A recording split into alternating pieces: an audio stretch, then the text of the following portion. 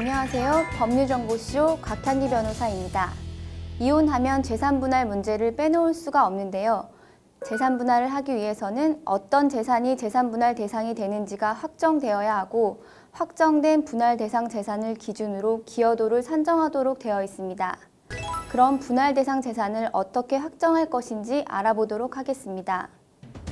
대법원은 민법 제839조에 의해 규정된 재산분할 제도는 혼인 중에 취득한 실질적인 공동재산을 청산 분배하는 것을 주된 목적으로 하는 것이므로 부부가 이혼을 할 때 쌍방의 협력으로 이룩한 재산이 있는 한 법원으로서는 당사자의 청구에 의하여 그 재산의 형성에 기여한 정도 등 당사자 쌍방의 일체의 사정을 참작하여 분할의 액수와 방법을 정하여야 하는데 이 경우 부부 일방의 특유재산은 원칙적으로 분할의 대상이 되지 아니하나 특유재산일지라도 다른 일방이 적극적으로 그 특유재산의 유지에 협력하여 그 감소를 방지하였거나 그 증식에 협력하였다고 인정되는 경우에는 분할의 대상이 될 수 있다라고 판시한 바 있습니다. 즉, 재산분할 제도는 사실적인 혼인공동체의 성립일부터 혼인공동체의 와해 시까지 혼인 중에 쌍방의 협력에 의해 취득한 재산을 청산하는 의미로서 이혼 소송의 경우 사실심 변론 종결일을 기준으로 분할 대상 재산을 확정하고 협의 이혼의 경우 협의 이혼 성립일을 기준으로 분할 대상 재산을 확정합니다. 그렇다면 별거 이후에 재산이 변동된 경우에는 어떻게 할까요? 별거 이후 재산 변동이 있다면 재산 분할 비율을 정할 때 이를 참작함이 원칙입니다. 별거 후 일방이 재산을 처분해버렸다면 재산을 처분해버린 일방에게 당의 재산이나 매각대금을 보유하고 있다고 추정이 가능합니다. 별거 후 일방이 새로운 채무를 부담한 경우에는 일상가사 또는 공동재산의 형성 유지에 수반하여 부담한 채무임이 인정되는 경우에만 재산분할 대상이 되므로 그러한 사정이 인정되지 않는다면 그 채무는 재산분할 대상으로 인정되지 않게 됩니다. 부부 일방이 혼인 전에 취득한 재산이나 혼인 중 상속, 증여 등에 의해 취득한 재산도 투규 재산으로서 재산분할 대상에서 제외되는 것이 원칙입니다.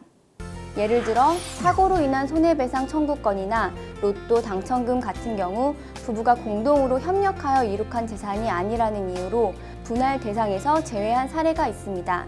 다만 대법원은 특유 재산이라고 하더라도 다른 일방이 적극적으로 그 재산의 유지에 협력하여 그 감소를 방지하였거나 그 증식에 협력하였다고 인정되는 경우 재산분할 대상이 된다고 하였습니다.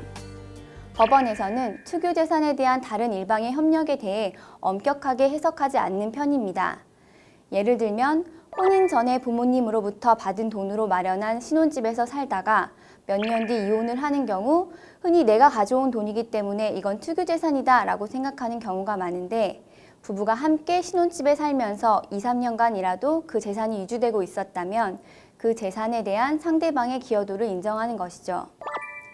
또 로또 당첨금은 특유 재산이지만 위 특유 재산이 통장에 몇 년간 예치되어 있으면서 혼인 기간이 유지되어 왔다면 로또 당첨금도 상대 당사자의 재산 유지에 대한 노력 여부에 따라 재산분할 대상이 될 수 있는 것입니다.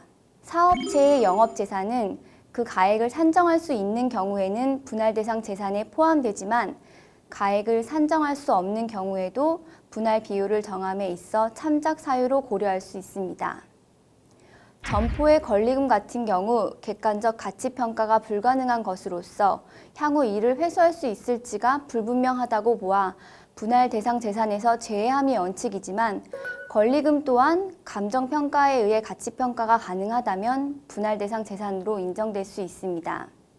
그렇다면 당사자 일방이 운영하고 있는 회사가 있는 경우 재산분할 대상이 될 수 있을까요?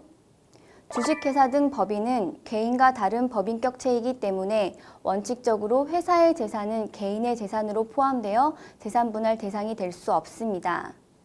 대법원은 부부 일방이 실질적으로 혼자서 지배하고 있는 주식회사, 이른바 1인 회사라고 하더라도 그 회사 소유의 재산을 바로 그 개인의 재산으로 평가하여 재산분할 대상에 포함시킬 수는 없다. 주식회사와 같은 기업의 재산은 다양한 자산 및 부채 등으로 구성되는 것으로서 그 회사의 재산에 대하여는 일반적으로 이를 종합적으로 평가한 후에야 1인 주주에게 개인적으로 기속되고 있는 재산 가치를 산정할 수 있을 것이다.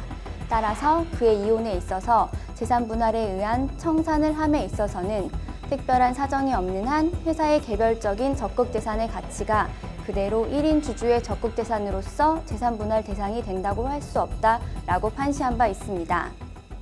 즉, 1인 회사의 경우라 하더라도 그 회사 소유 재산이 곧바로 재산 분할 대상이 될 수 없고 1인 주주로서 갖는 가치를 산정하여서 재산 분할 대상에 포함할 수 있을 뿐입니다.